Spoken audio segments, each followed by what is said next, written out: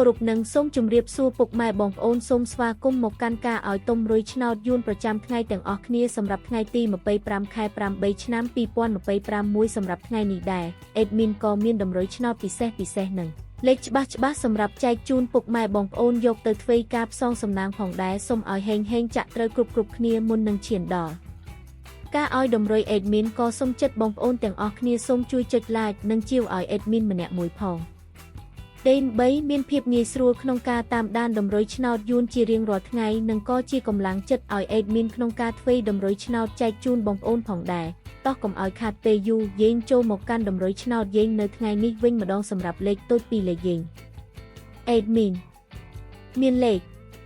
45 លេខ52លេខ8លេខ35សម្រាប់ប៉ុស ABCD ចំណែកលេខអូសខ្ទង់យើងវិញអេដមីនមានដូចជាលេខ40អូសនឹងលេខ20អូសផងដែរចូលមកកាន់លេខធំយើងវិញអេដមីនក៏មានលេខ355គុណលេខ209គុណនិងលេខ495គុណផងដែរ